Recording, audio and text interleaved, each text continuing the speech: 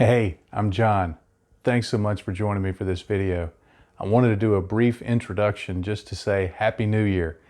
This video is being released on January 1st, 2021. So if you're watching it on or around the release day, I just wanted to take the time to wish you Happy New Year. And if you're watching it later, still Happy New Year. Thank you so much for the support you've given me and this channel during 2021. I've been trying to grow it, and I am so thankful for all the people who watched the videos, liked the videos, shared them, subscribed, hit the little bell icon, all of those things that help grow a YouTube channel. And so I'm so very thankful for all of that. I'm especially thankful for the wonderful comments that you've left and the messages that you've sent and the connections through social media. They've all been very encouraging to me, and I'm just super grateful for all of them.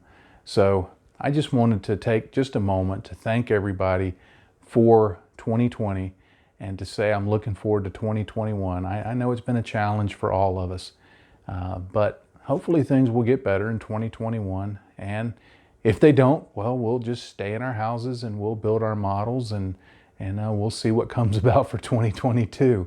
So thank you very much. Now, on with the video. Let's build this Good Smile Company Arex-03 Toad, an exoframe from the Obsolete anime series.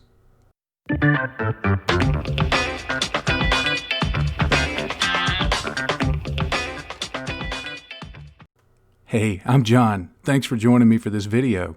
Obsolete is an anime series set in a present-day alternate timeline, and it imagines that exoframes from a mysterious alien source have proliferated the world, and they've been militarized, changing combat forever.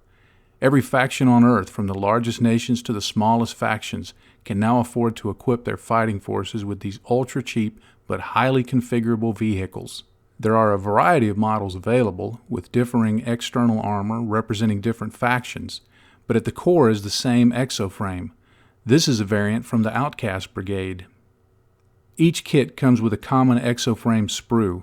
A second sprue contains all of the armor parts for a particular faction. Here's the sprue for the USMC version, and this sprue is part of the Outcast Brigade kit. In this video, I'll be building the US Marine Corps version, called the Arex-03 Toad. Construction starts with the common exoframe shared by all the kits. Once that's assembled, the instructions move on to the parts particular to each variant. The pilot for each exoframe sits in the back. Assembly of the exoframe itself is quite simple, going from a full sprue of parts to the fully assembled exoframe in just a little under an hour. The exoframe is fully articulated, which will make for some interesting display and even diorama possibilities. The joints are all plastic and not polycaps, so gluing the model into a fixed position will be quite easy if you wanted to do that. With the exoframe assembled, it's time to start work on the external armor subassemblies. I continued the process of using a two-cut method for all of the attachment points, making sure to give a little bit of room that I could later go back and trim up with my nippers and with the X-Acto knife.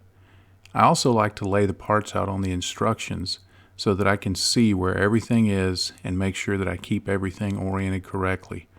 I do have to be careful though that some of them don't roll away. There are a few mold seam lines that need to be addressed, and just using the X-Acto knife is a simple way to clean those up. Pretty quickly the parts come together, and they look pretty good with a lot of sharp detail. The upper hull assembles really easily also, and it's a pretty cool looking structure. Once I get those pieces in place, I check them against the instructions to make sure I have everything. The kit's very modular, and so it can go around the exoframe quite easily. Once everything is assembled in subassemblies, I give it a look to make sure that it's all there, and my plan is to prime everything while it's on the frame, and then pull the tan parts off and finish priming the frame. Then I can paint both the tan parts and the frame parts separately, and it'll make the initial painting very easy. After priming in a light gray color, I painted the frame parts with Tamiya XF63, and I gave the armored parts a coat of Tamiya XF60, and I added just a little bit of white and yellow to it to change the color just a little bit. There were some details on the frame parts that I wanted to paint with this Vallejo black gray.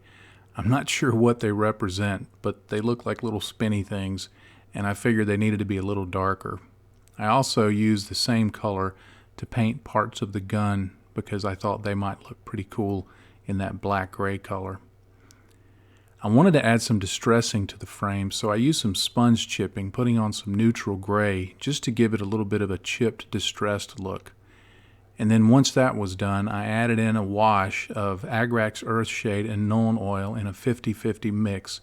This would just give it kind of an oily, steely look and just make it look a little bit used and worn out. I thought the gloves would look cool a slightly different color, so I used this German camouflage green to paint those, just to add a little variety. For the frame, I finished it off by dry brushing some sky gray from Vallejo on that.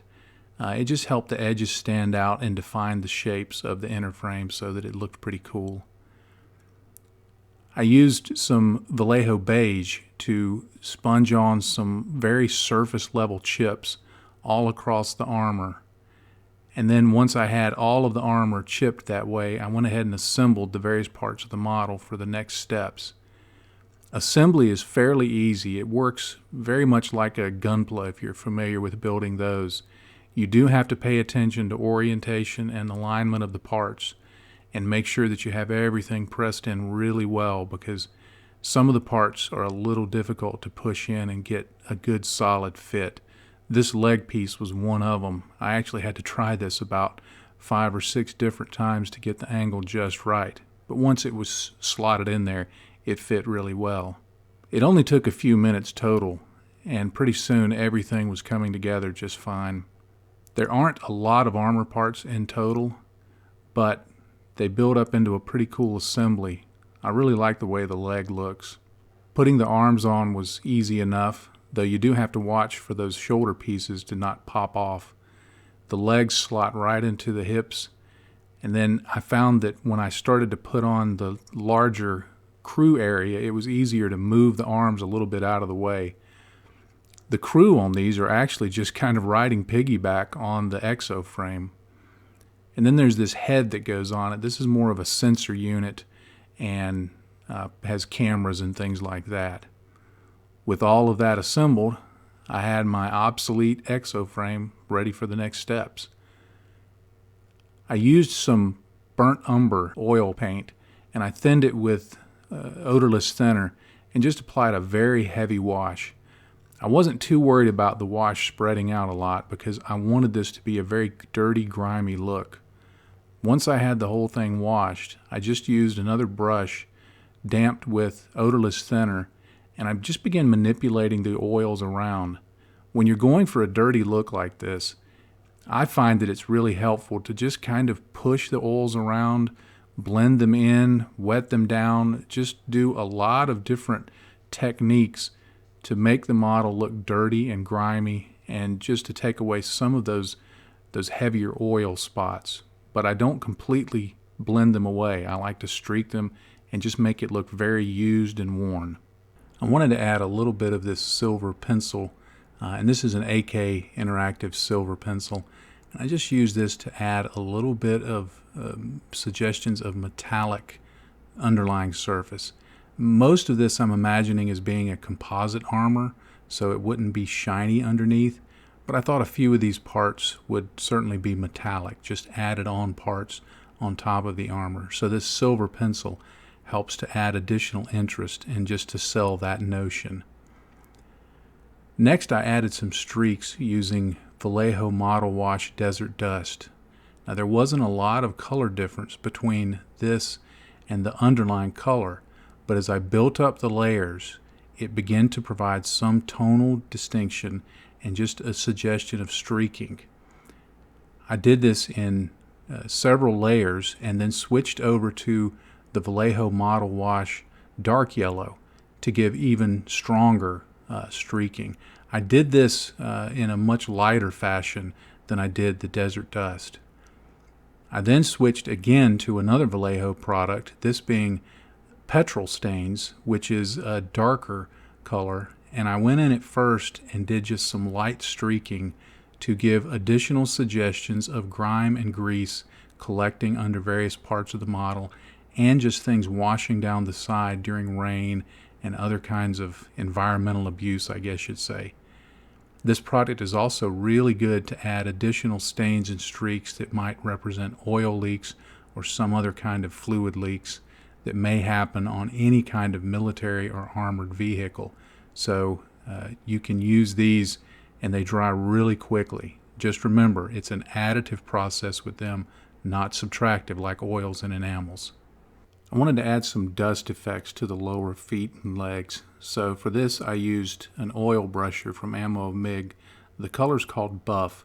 It's really good for adding this kind of dust effect. I just apply the oil straight from the bottle directly to the model, and I then get some thinner on my brush and just begin to blend this in and streak this around. There's no absolute right point for how it's supposed to look. You just keep manipulating it basically until it looks like it's dusty. So I added some a little higher up on the leg that was a little bit thinned, just to suggest that it goes partially up the leg. It doesn't have to go all over the model. While you certainly can do that, I chose not to. And then after it dried a little bit, as you can see on this other side of the foot here, or the other side of the leg, I went in and just refined it a little bit, added a little more, blended it in a little bit, and got it looking like I wanted, and hopefully it conveys dust on the foot. The final step will be adding just a little bit of dark gray paint to the camera sensor on the head, and also onto the tips of the smoke dischargers along the shoulders. Well, I think I'm ready to call this little model completed. It's a really fun little kit. And I do mean little kit. It's to give you a size comparison. This is a bottle of Tamiya extra thin cement. It's not much taller than that. So it is a very small model, but it's a satisfying build. It's for its size, it has a surprising amount of detail packed into it, and it goes together well. There's a lot about this that I can really commend to people who are looking for something very different to build. It would go good in dioramas, in the setting and the anime that it's in. It's in modern times, and so it would go very well with other 1/35th scale modern armored and military equipment. There would be loads of possibilities for dioramas given how much material is available for 1/35th scale models. So it's more than just a little sci-fi kit that's a little odd. I think it could have a lot of possibilities with regards to going beyond just the build itself of the kit. If you are interested in this, be sure and do a search online for it. I found this one at HobbyLink Japan. There may be other sources of it, of course, but they have other versions that I had mentioned in the beginning of this video. They have the faction that's opposite of this, that you see as the protagonist in some of the anime and as the antagonist in others. So they take different views of how things are in the different anime. There's also versions that I don't know if they'll be out by the time this video is out, but there are scuba versions from the anime. There are some skiing versions. There are other marine versions. They've got a lot coming out, and I think this video is going to be released on January 1st, of course. I think the second season of Obsolete will actually start sometime in December 2020. So that may already be on the YouTubes, so check there. But there's a lot of variations, so if you think this is something you would like to build, then definitely check it out. Well, thank you so much for watching this video, especially if you're still watching at this point. I appreciate that. And I do want to say again, Happy New Year. This video is, as I've mentioned, this video is being released on January 1st, 2021. So if you're watching it at that time, then Happy New Year. If it's after that time, then Happy New Year whenever New Year was for you. I do want to say that. I know 2020 was a challenging year, to say the least, for pretty much the entire world. But we'll see what 2021 brings, and hopefully things will start getting better. Thank you so much for watching this channel, for giving likes to the videos, for subscribing, for sharing, for the comments, for contacting me and just telling me about your modeling and you know, what's going on in your world. I always love hearing from people, so thank you for all of that, and I look forward to more in 2021. Well, if you've not already done so, there's a subscribe link down over here somewhere and a little bell icon if you would hit those so that you'll know when I have new videos out. There's also links down below to the various social media platforms that I'm on. So if you're on one of those, please connect with me there. I would be most grateful for that. There's also a link to Patreon if you would like to check that out.